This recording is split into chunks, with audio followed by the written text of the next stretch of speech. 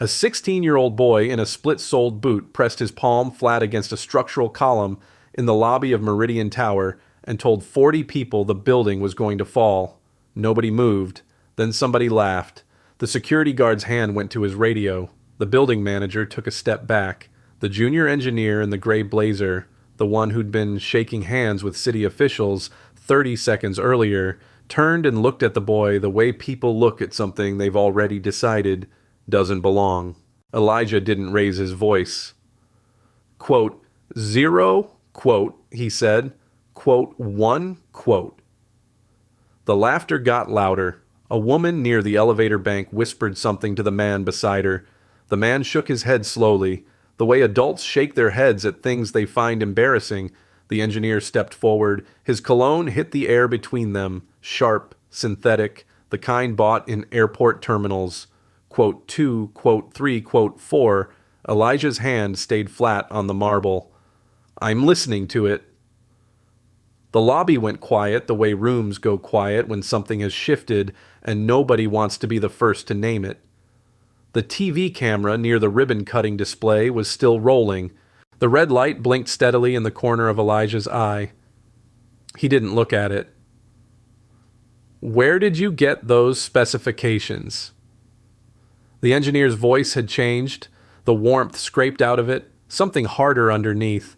Elijah reached into the inside pocket of his olive canvas jacket. The left sleeve seam was held by a single safety pin, and it caught the lobby light for a moment as he moved. He placed a water-stained notebook on the security desk between them.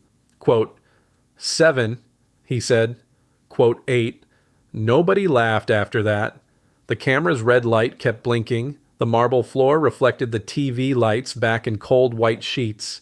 Somewhere above them, 47 floors of glass and steel and poured concrete held the specific silence of a thing that has already made its decision and is simply waiting for the rest of the world to catch up. Elijah left his hand on the column. He had learned, a long time ago, that accuracy was louder than volume if you were willing to wait. But to understand what happened in that lobby, what brought a 16-year-old boy from a shelter on Cascade Street to the most expensive address in the city with a dead man's notebook and a 6-hour countdown, we need to go back to where it all began. Before we continue, subscribe and tell us where you're watching from.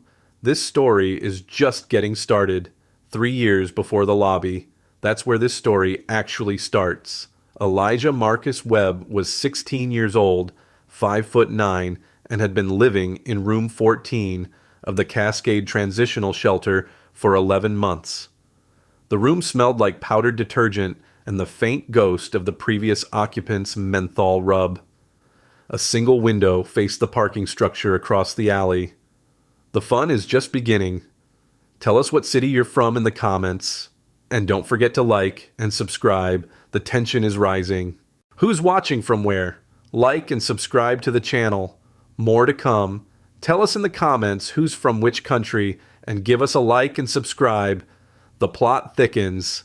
Let's check our geography. Tell us where you are now. Give the video a thumbs up and subscribe. We're just warming up. Tell us where you're watching from. Give the video a like and hit the subscribe button. The climax is near. Share where you're from, like, and be sure to subscribe. Events are unfolding rapidly. Write your city in the chat, give it a like, and subscribe so you don't get lost. The juiciest part is yet to come. Let's get started. Get to know each other. Where are you from? Like and subscribe right now. The suspense is building. Tell us where you're watching this episode from and reward us with a like and a subscribe. The excitement is running high. Tell us what city you're from now. Give us a big like and subscribe to the channel. The radiator knocked twice every morning at 6:40, regular as a clock, and Elijah had stopped noticing it the way you stop noticing your own heartbeat. He was at the small desk by the window at 6:47 a.m. when the caseworker knocked. Elijah, breakfast ends at 7. I know. He didn't move. He was copying a diagram into the margins of a shelter intake form, the only paper he had left, using a pen with barely any ink that he had to press hard to make work. The diagram was a cross-section of a load-bearing wall system. He'd drawn it from memory. He'd had it memorized for 4 years. The caseworker, a tired woman named Sandra with reading glasses perpetually pushed up into her hair, opened the door without waiting. Quote 11. Quote, she said. Quote 12. Quote, he didn't look up. My dad taught me. Sandra stood in the doorway for a moment. Elijah, your dad's been gone 3 years. I know. She left. He kept drawing. The notebook was on the desk beside the intake form, a composition book with a warped cover, the spine repaired twice with electrical tape. His father's handwriting filled it in dense columns, calculations, observations, measurements taken at construction sites across the city. The pages were soft at the edges from handling. Elijah had read every page so many times the paper had thinned along the folds. He ate breakfast at 6:58, Kursinakari or Sumbers. Cold oatmeal from the common room, powdered milk already congealed at the edges of the bowl. He ate it the way a person eats when they've stopped expecting the food to be good and haven't started resenting it yet. On the way back to his room, he passed the common room bulletin board. A yellow paper had been pinned there overnight, a shelter administration notice about bed capacity reviews and potential placement changes. His name was on the list. He stood in front of it for a moment. His left boot sole made a soft slapping sound when he walked, the glue having given up somewhere around month 8. He read the notice twice. Then he went back to his room and slid it under his mattress. Next to the notebook, he sat on the edge of the bed. The radiator knocked once more, out of rhythm this time. Elijah put his palm flat against the wall beside it. He closed his eyes. There was a vibration there, faint, irregular, different from the radiator's pattern. He'd felt it before. He knew how to tell the difference between a building settling naturally and a building saying something. His father had taught him that too. He opened the notebook to the first page. In his father's handwriting, at the top, a building always tells you the truth. You just have to know how to listen. On the 31st floor of Meridian Tower, Commissioner Harlan Voss had a view of the entire city. He stood at the floor-to-ceiling window, with his hands clasped behind his back, looking down at the grid of streets the way a man looks at something he helped design. The office smelled of old paper and cedar. The humidor on the credenza behind him was the kind of detail that told visitors, before a single word was spoken, exactly whose room they were in. The carpet was the color of charcoal. The furniture matched. Nothing in the room had been chosen carelessly. His assistant placed a manila folder on the desk. The Meridian Structural Review, she said. The engineering contractor flagged it this morning. Voss turned from the window. He picked up the folder, read the first page, read the second. Then he set it face down on the desk. Not quickly, not carelessly, but with the practiced calm of a man who had been setting things face down for a long time. Which contractor submitted this? Reyes Engineering, the independent review you commissioned last quarter. And the finding? Microfractures, east side columns, floors 16 through 21. They're recommending an evacuation hold pending. File it. The assistant paused. Commissioner. Under seismic variance. His voice hadn't changed. Underscore, underscore, quote, underscore 25, underscore, underscore. She left. The door clicked shut with the soft precision of an expensive mechanism. Voss stayed at the window. The city below was orderly from up here, traffic moving in its lanes, buildings standing in their proper places, everything appearing to hold the weight it was designed to hold. He had approved the original construction specifications for Meridian Tower 11 years ago. He had also approved the variance that allowed the east side column depth to be reduced by 4 inches below the load-bearing standard. He had read the engineer's objection at the time. The engineer's name had been Marcus Webb. Voss straightened the face-down folder so its edges aligned precisely with the corner of the desk. The gesture took 3 seconds. Then he picked up his phone and dialed, quote, 26, quote, he said, quote, 27, quote, 28, quote, 29, quote, 30, quote, 31, quote, A pause. Quote, 32, quote. He ended the call and stood very still. Outside, 47 floors below him, a ribbon-cutting ceremony was being assembled in the lobby. Flowers, a podium, city officials in good suits. A news crew was setting up near the entrance. Meridian Tower was celebrating its safety certification renewal. Voss had written the certification language himself. He walked back to the window. The morning light was coming in flat and even across the glass, making the city look almost peaceful. He looked at it for a long moment. Then he looked at the face-down folder. He did not turn it over. The rain started around noon, which was why Elijah was near Meridian Tower at all.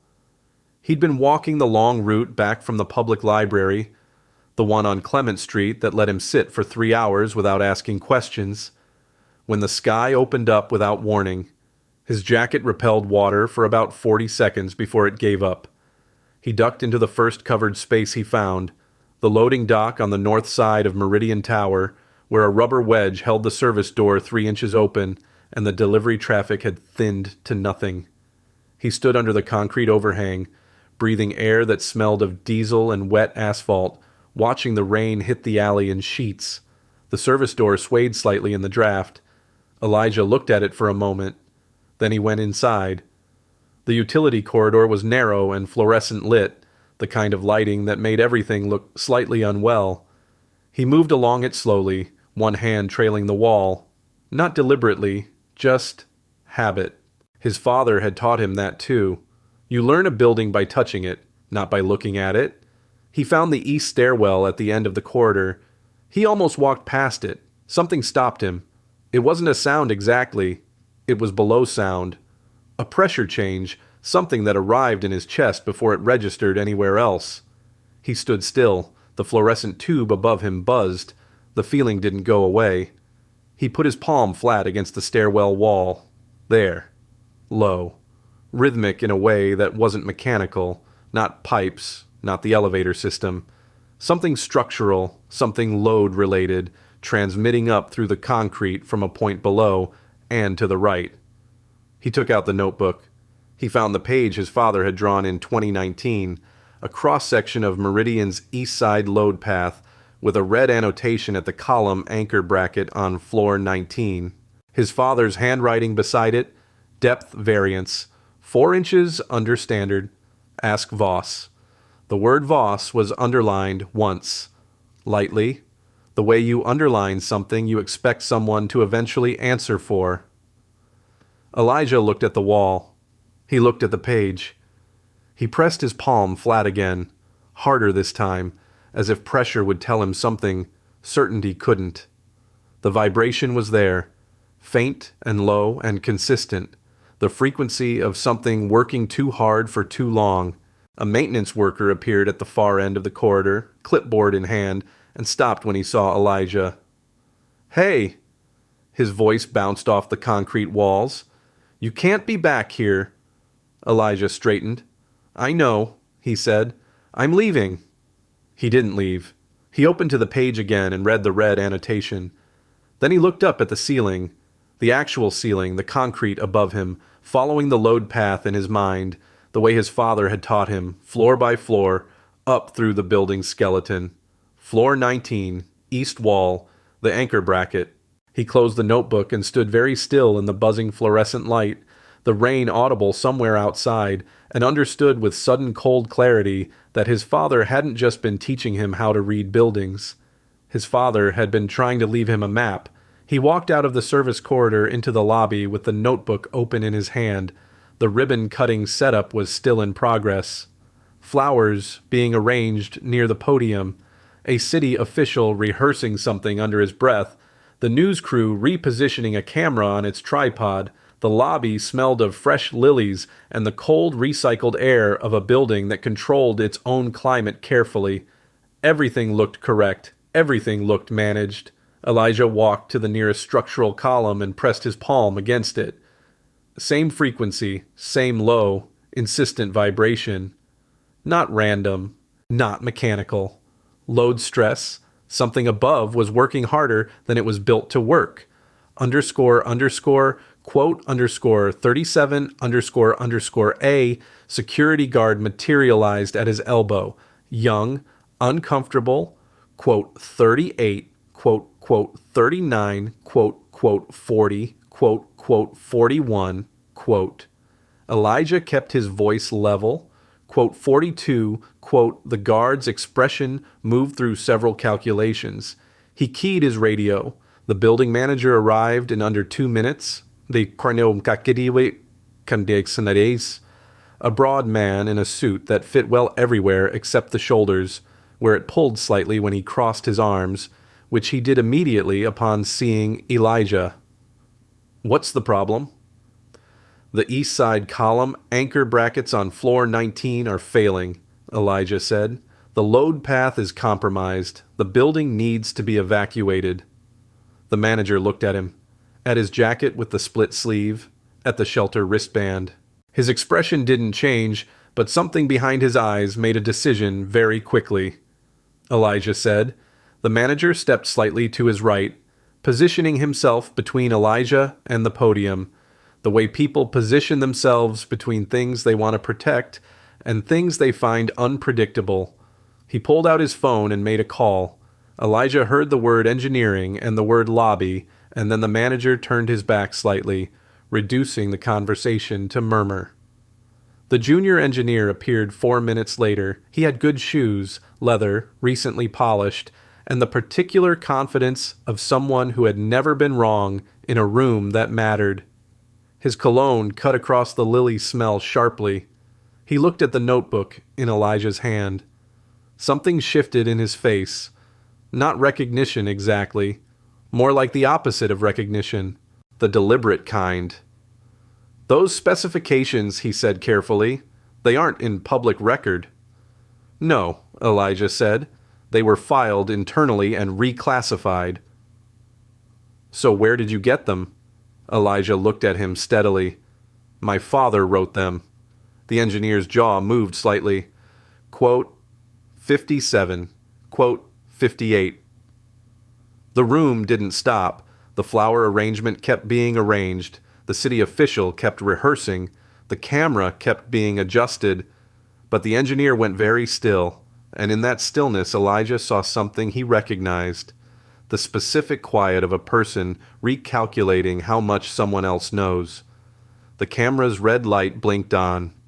If you're finding this story, make sure you're subscribed. The next part changes everything. They moved him to a side room off the lobby. A glass-walled conference space used for building management meetings, with a laminate table and chairs that didn't match, and a view through the glass of the ribbon-cutting setup still being arranged outside. The engineer sat across from Elijah. The building manager stood near the door with his arms still crossed. A third man had appeared, older, in a better suit, introduced as no one in particular. We'd like to understand your concern, the engineer said carefully. I stated it clearly. Elijah set the notebook on the table but kept his hand on it. East side load path, floor 19. The anchor bracket depth is 4 inches under standard. It was flagged in 2019 and the flag was buried. Buildings get amended assessments all the time. That's normal procedure. 17 filed objections isn't an amended assessment. It's a pattern. The engineer's eyes moved to the notebook, then back to Elijah's face. You said your father wrote those specifications. He did? And your father's name was Marcus Webb? Yes. Marcus Webb's engineering license was suspended in 2019 for filing inaccurate structural assessments. Elijah didn't move. Quote 69 silence. The man in the better suit shifted his weight slightly. His shoes were leather, dark, the kind that made no sound on laminate flooring. Quote 70, he asked. Quote 71, quote 72, quote 73, Elijah said. Quote 74. The man in the better suit looked at the engineer. The engineer looked at the table. Outside the glass wall, the ribbon-cutting flowers were finely arranged. Someone was testing the podium microphone. The sound came through faintly, a hollow thump, then feedback, Then nothing. The building manager uncrossed his arms. Elijah stood. He picked up the notebook. Quote, 80, the man in the better suit said. His voice had changed, quieter, more direct. The warmth had gone out of it. Elijah looked at him. The man said nothing. Elijah said. He put the notebook in his jacket pocket. He walked out through the glass door. Behind him, the man in the better suit was already on his phone. Dr. Reyes had been watching from the lobby entrance for 4 minutes before anyone noticed her. She was 43, compact, with close-cropped hair and a lanyard from the city's independent engineering review board hanging against her button-down shirt. She'd seen the news crew's footage on a live feed on her phone. A 16-year-old boy, a structural column, a building manager trying to manage something that had already left his control. She'd pulled up the Meridian project file on the way over. She knew the file. She had submitted findings to it 8 weeks ago. Those findings were currently classified under seismic variance. She watched Elijah standing at the column with his palm flat against the marble. She watched the security guard hovering at a cautious distance. She watched the junior engineer near the podium, phone to his ear, not looking at Elijah anymore. Looking past him, the way people look when they're waiting for someone else to solve their problem. She walked across the lobby. Elijah Webb, she said.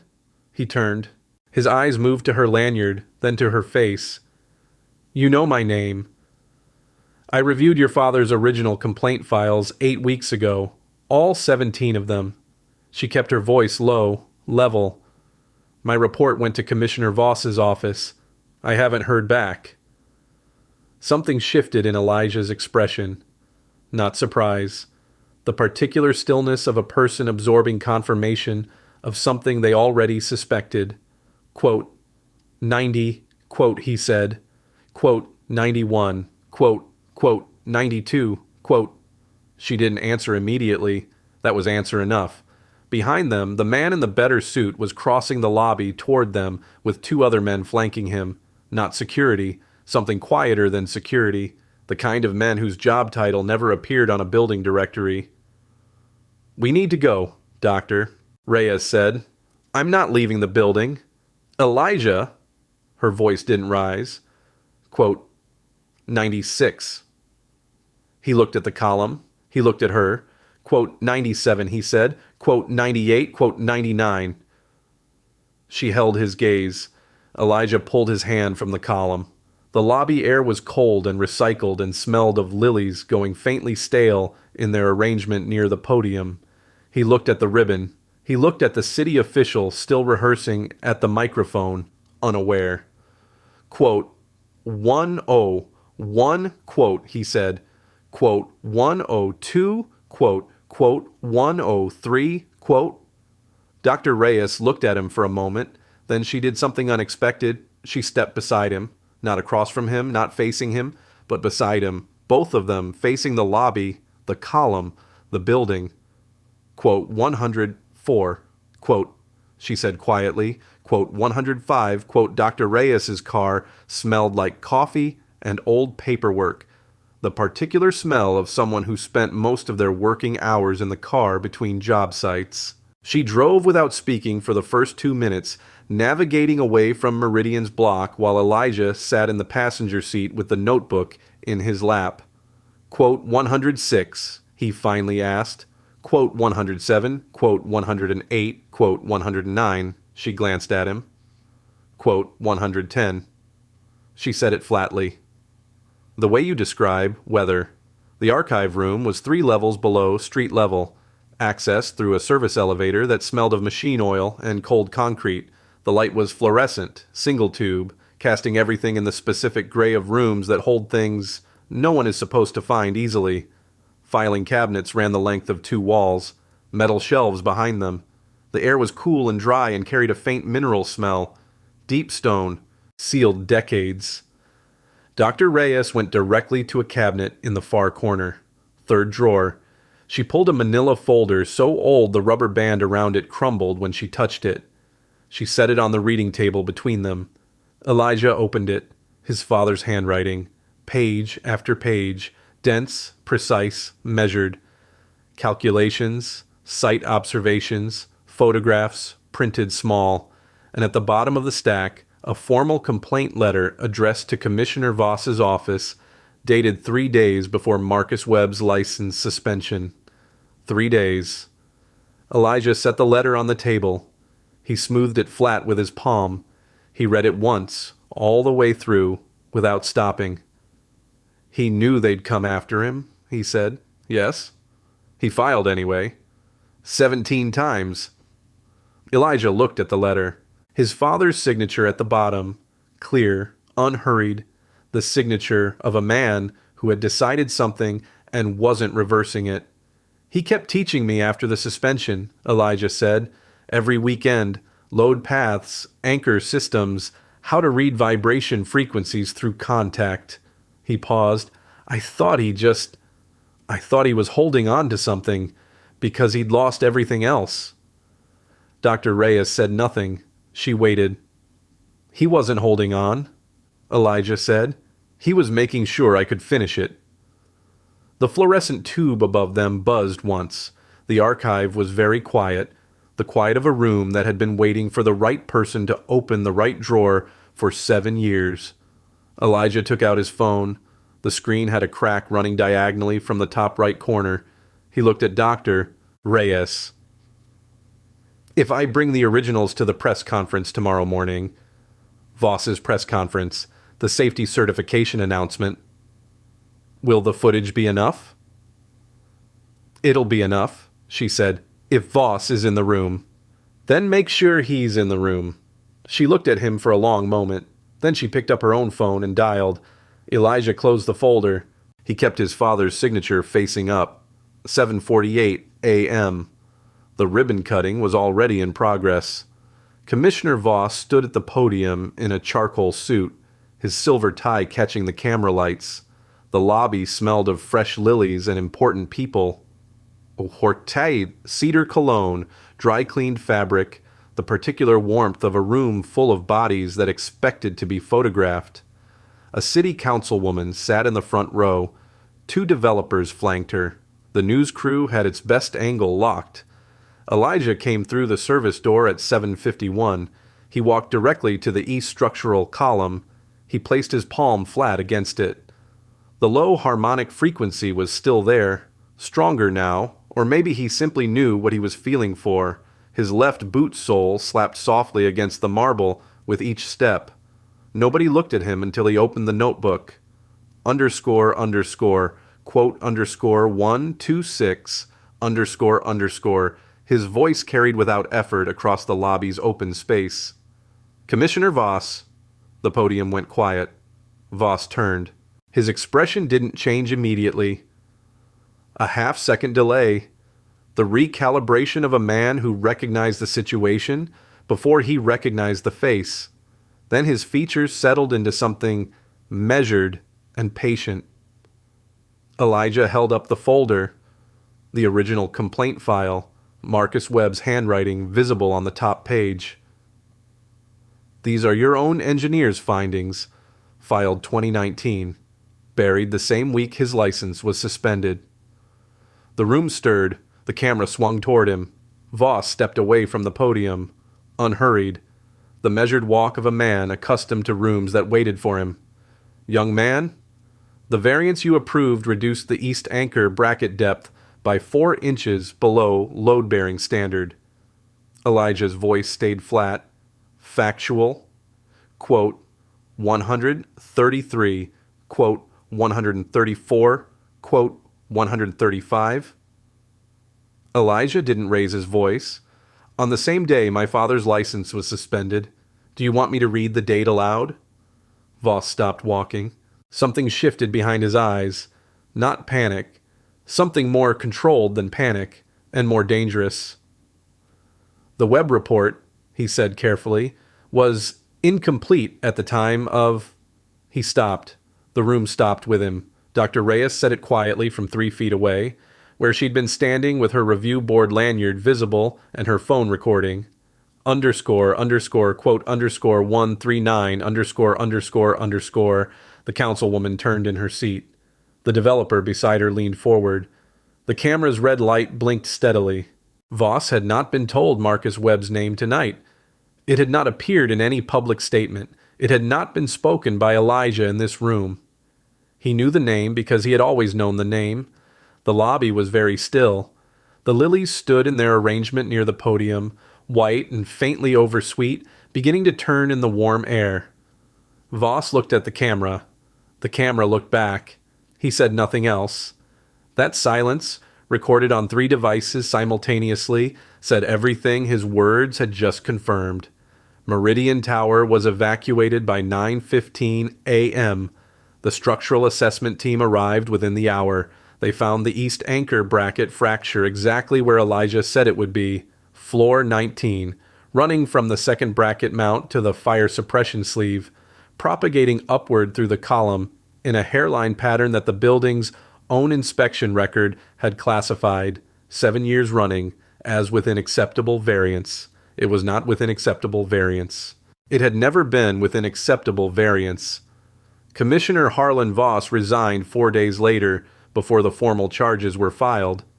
The charges followed him anyway, 11 counts related to falsification of public safety records and misconduct in office. His attorney released a statement.